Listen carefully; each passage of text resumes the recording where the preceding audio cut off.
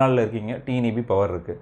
So TNEB power வந்து உங்களுக்கு cut ஆச்சு அப்படின்னா நீங்கள் வந்து டிஜி செட்ஸ் வச்சுருப்பீங்க, maybe LT DG sets or HT DG sets. So எது இருந்தாலும் அதை வந்து நீங்கள் வந்து ஆன் பண்ணி உங்களுக்கு பவரை வந்து நீங்கள் நார்மல் பண்ணணும்.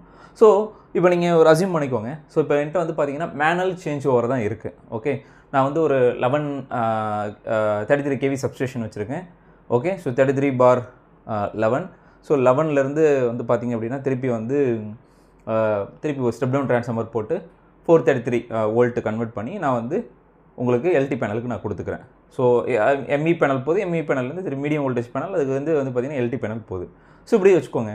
ஸோ இப்போ இந்த மேனுவல் சேஞ்ச் ஓவர் டைம், இங்கே எவ்வளோ தூரம் இப்போ வந்து நீங்கள் மேனுவலாக பண்ணுறீங்க. மேனுவல்னால் என்னென்னா, இப்போ வந்து உங்களுக்கு பவர் ஃபெயில் ஆச்சு அப்படின்னா ஒரு ஏஎம்எஃப் பேனல் வச்சுருக்கீங்கன்னு வச்சுக்கோங்களேன். ஸோ நீங்கள் வந்து டிஜி சிங்க் பேனல்லாம் வச்சுருக்கீங்க, ஏஎம்எஃப் பேனல் தனியாக இருக்குது. ஏன்னா ஒரு இடத்துல டிஃப்ரெண்ட் நேம்ஸ் யூஸ் பண்ணுவாங்க. ஸோ ஏஎம்எஃப் பேனல் இருக்குது. ஓகே, அந்த ஏஎம்எஃப் பேனல் என்ன பண்ணோம் அப்படின்னா உங்களுக்கு இபி பவர் கட் ஆன உடனே சென்ஸ் பண்ணிவிட்டு வித்தின் 1 or 2 செகண்டில் உங்களுக்கு டக்குன்னு வந்து உங்களுக்கு டிஜியை வந்து ஆன் பண்ணும். ஸோ டிஜி அங்கேயே வந்து பார்த்தீங்கன்னா ஃப்ரீக்வன்சி, வோல்டேஜ், அதர் திங் எல்லாமே வந்து செக் பண்ணிவிட்டு, ஃபேஸ் ஆங்கிள் எல்லாம் செக் பண்ணிவிட்டு உங்களுக்கு டிஜியோடைய பிரேக்கரை வந்து உங்களுக்கு அங்கே எனேபிள் பண்ணிடும். ஸோ இது வந்து எல்டி டிஜி செட்ஸ் அப்படின்னா அங்கே இருக்கிற ஏசிபி வந்து உங்களுக்கு ஆன் ஆகிடும். ஓகே, ஸோ இப்போ ஏசிபி உங்களுக்கு ஆன் ஆகுது. ஸோ ஏசிபி உங்களுக்கு ஆன் ஆனவே என்ன ஆகும் அப்படின்னா உங்களுக்கு பவர் வந்து நார்மல் ஆகிட்டு உங்களுக்கு வந்து பார்த்தீங்கன்னா உங்களுடைய எம்இ பேனலில் போய் நிற்கும். ஸோ எம்இ பேனலில் போய் நிற்கும் அப்படின்னும் போது நீங்கள் தான் போய் மேனுவலாக போய் அந்த எம்இ பேனலில் பண்ணுற மாதிரி இருக்கும். நான் சொல்கிறது manual change over. So manual change ஓவரில் நீங்கள் போய்ட்டு அங்கே போய் இருக்கிற பிரேக்கரை வந்து நம்ம க்ளோஸ் பண்ணிவிட்டு நம்ம பவர் வந்து நார்மல் பண்ணுவோம். ஸோ மேனுவல் சேஞ்ச் ஓவர் அப்படின்னாலே கண்டிப்பாக வந்து ஒரு சில செகண்ட் எடுக்கும். ஏன் அப்படின்னா உங்கள் சப்ஸ்டேஷன் வந்து பார்த்திங்கன்னா first floor, second floor, third floor இந்த மாதிரிலாம் இருக்கலாம்.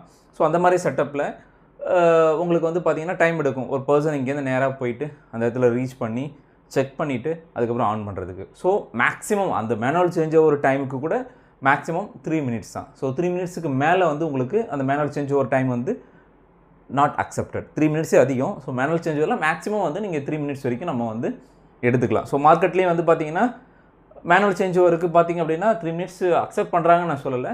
ஸோ 2 மினிட்ஸ், அதாவது 120 செகண்ட் வரைக்கும் அக்செப்ட் பண்ணுறாங்க. சில இடத்துல 180 செகண்ட்ஸ் வரைக்குமே ஓகே அப்படின்ற மாதிரி அக்செப்ட் பண்ணிக்கிறாங்க for manual change over time. So இதெல்லாம் வந்து பிஃபோராக வந்து நம்ம அக்செப்ட் பண்ணுறது. ஓகே, ஸோ இதுவே ஆட்டோ சேஞ்ச் ஓவர் வரீங்க. ஸோ ஒரு எக்ஸாம்பிள் ஒன்று எடுத்துப்போம்.